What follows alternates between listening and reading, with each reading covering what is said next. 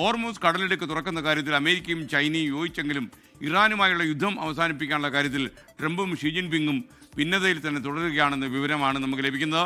എന്തായാലും ഒരുപാട് കാര്യങ്ങൾ പറഞ്ഞു തീർക്കാൻ കഴിഞ്ഞുവെന്ന് അമേരിക്കൻ പ്രസിഡന്റ് പറയുന്നു. ഇതിൽ എത്രമാത്രം യാഥാർത്ഥ്യമുണ്ടെന്ന് ചൈന വ്യക്തമാക്കിയിട്ടില്ല.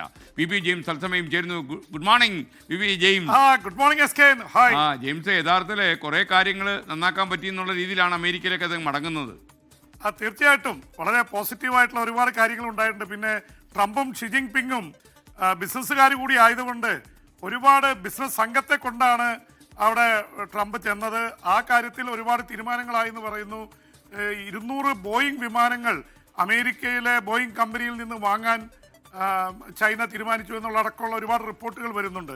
അതൊക്കെ പോസിറ്റീവ് ആണെങ്കിൽ ഏറ്റവും പ്രധാനമായിട്ട് അവർ ചർച്ച ചെയ്തത് 2 പ്രശ്നങ്ങളാണ്. ഒന്ന്, ഇറാന്റെ മായിട്ടുള്ള അമേരിക്കയും ഇസ്രായേലും നടത്തുന്ന യുദ്ധം, ഇപ്പോൾ വെടിനിർത്തലിലാണ്.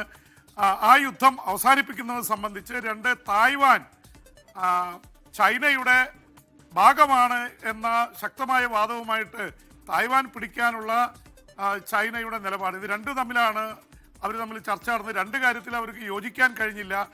പക്ഷെ മറ്റു പല കാര്യങ്ങളിലും യോജിപ്പുണ്ടായിട്ടുണ്ട് താനും. ഇതിനിടയിൽ അമേരിക്കയുടെ ഭീഷണി വരുന്നുണ്ട്. ഇറാനിൽ വീണ്ടും തങ്ങൾ ആക്രമണം നടത്തുമെന്ന ഭീഷണി മുഴക്കുന്നുണ്ട്.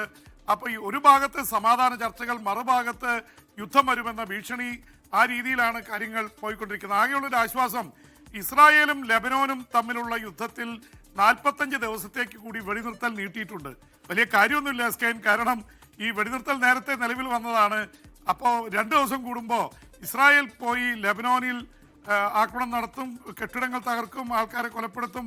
കഴിഞ്ഞ ദിവസം 3 വാഹനങ്ങൾ ആക്രമിച്ചിരുന്നു, 3-5 പേർ കൊല്ലപ്പെട്ടു. അപ്പോൾ ആ തരത്തിൽ ആക്രമണം നടക്കുന്നതിനിടയിലാണ് വെടിനിർത്തൽ വാഷിങ്ടണിൽ നടന്ന ചർച്ചകൾക്കിടയിൽ 45 ദിവസത്തേക്ക്, 1.5 മാസത്തേക്ക് കൂടി നീട്ടാൻ തീരുമാനമായത്. എന്തായാലും ഇറാന്റെ കാര്യത്തിൽ കാര്യങ്ങൾ വളരെ രൂക്ഷമായിട്ട് തന്നെ തുടരുകയാണ്. ആകെ ചൈനയുമായിട്ട് ചർച്ച നടത്തുന്നതിനിടയിൽ 3 ചൈനീസ് എണ്ണക്കപ്പലുകൾ ഹോർമോസ് കടലിടുക്ക് കടക്കാൻ അമേരിക്ക അനുവദിച്ചതായി ട്രംപ് പറയുന്നുണ്ട്. ഇറാൻ നേരത്തെ അനുവദിക്കുന്നുണ്ട്, കാരണം ഇറാനിൽ നിന്നുള്ള എണ്ണയാണ് പ്രധാനമായും ചൈനയിലേക്ക് പോകുന്നത്. 80% എണ്ണ വാങ്ങുന്നത് ചൈനയാണ്. അപ്പോൾ ആ തരത്തിൽ പ്രശ്നങ്ങളൊക്കെ നടക്കുന്നതിനിടയിലാണ് ഇപ്പോൾ നമ്മളൊക്കെ പ്രതീക്ഷിച്ചതാണ് ഒരുപക്ഷെ അമേരിക്കൻ പ്രസിഡന്റ് ഡൊണാൾഡ് ട്രംപും അതുപോലെ തന്നെ ചൈനയുടെ പ്രസിഡന്റ് ഷി ജിൻപിങ്ങും 2 ദിവസത്തെ കൂടിക്കാഴ്ചയൊക്കെ നടത്തിയപ്പോൾ പ്രശ്നങ്ങൾ, ഇറാനുമായിട്ടുള്ള പ്രശ്നം തീരുമെന്നുള്ള പ്രതീക്ഷയുണ്ടായിരുന്നു. ആ പ്രതീക്ഷ അസ്ഥാനത്തായിരിക്കുന്നു. യുദ്ധഭീഷണി വീണ്ടും മുഴക്കുന്നു. കാരണം പല കാര്യങ്ങളും സ്വീകാര്യമാവാൻ നിൽക്കുന്നത്. ഇറാൻ ആവശ്യപ്പെടുന്ന നഷ്ടപരിഹാരം വേണം. അപ്പോൾ തന്നെ ഹോർമോസ് കടലിടുക്ക് തുറക്കുന്നതിന് മുമ്പ് അമേരിക്കയുടെ നാവിക ഉപരോധം പിൻവലിക്കണം. അമേരിക്ക നാവിക ഉപരോധം പിൻവലിക്കാൻ തയ്യാറാവുന്നില്ല. ആകെ ചൈനയ്ക്ക് ഒരു കൺസെഷൻ കൊടുത്തു എന്നതിനപ്പുറത്തേക്ക് കാര്യങ്ങളിലേക്ക് പോകുന്നില്ല. അപ്പം എന്തായാലും 2 വൻ ശക്തികൾ തമ്മിൽ ഇപ്പോഴും ഇറാന്റെ പേരിൽ മുഖാമുഖം നിൽക്കുകയാണ്. പ്രശ്നങ്ങൾ തീരുന്ന സാധ്യത കുറഞ്ഞു വരുന്നു. അതിനിടയിലാണ് ഇന്ത്യയുടെ പ്രധാനമന്ത്രി UAE എത്തിയിരുന്നു. ഇന്ത്യ അവിടെ എണ്ണയുടെ ഒരു സ്റ്റോക്ക് പൈല് ചെയ്യുന്നുണ്ട്. കാരണം ഇവിടെ വില കൂടിക്കൊണ്ടിരിക്കുകയാണ്. എണ്ണയുടെ ശേഖരം 60 ദിവസത്തേക്കാണ് ഉള്ളത്. അപ്പോൾ UAE തന്നെ ഇന്ത്യ എണ്ണ വാങ്ങി അവിടെ ശേഖരിക്കുക, സമയം കിട്ടുമ്പോൾ ഇങ്ങോട്ട് കൊണ്ടുവരിക എന്നുള്ള തരത്തിലേക്ക് UAE-യുമായിട്ട് പ്രധാനമന്ത്രി യൂറോപ്പിലേക്ക് പോകുമ്പോൾ അതിനിടയിൽ പോയതിൻ്റെ ഒരു പ്രധാന കാരണം തന്നെ എണ്ണയുമായി ബന്ധപ്പെട്ടതാണ്. കാരണം എണ്ണയുടെ കാര്യത്തിൽ ഇന്ത്യക്ക് ഒരു കരുതൽ ശേഖരം വേണമെന്നുള്ളത് കൊണ്ട് കൂടിയാണ്. എന്ന് മാത്രമല്ല, പാകിസ്ഥാൻ കാര്യമായിട്ട് അവിടെ ഇടപെടുകയും ഇറാനുമായിട്ട് മധ്യസ്ഥ വഹിക്കുകയൊക്കെ ചെയ്യുമ്പോൾ ഗൾഫ് രാജ്യങ്ങളെ കൂടെ നിർത്തുക എന്നുള്ളൊരു നിലപാട് കൂടിയാണ് ഇന്ത്യ ഇക്കാര്യത്തിൽ സ്വീകരിച്ചിരിക്കുന്നത്.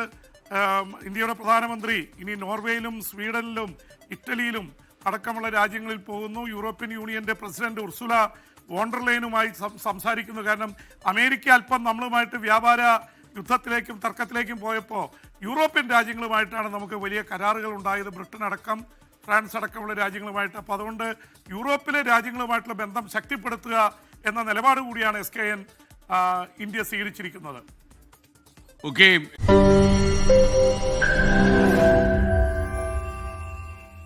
ലോകത്തെവിടെയായാലും ഏത് സമയത്തും 24 വാർത്തകളും ഓഗ്മെന്റഡ് റിയാലിറ്റി പാക്കേജുകളും എക്സ്പ്ലെയിനറുകളും വിശദമായി കാണാൻ ഞങ്ങളുടെ യൂട്യൂബ് ചാനൽ നിങ്ങൾക്ക് സബ്സ്ക്രൈബ് ചെയ്യാം.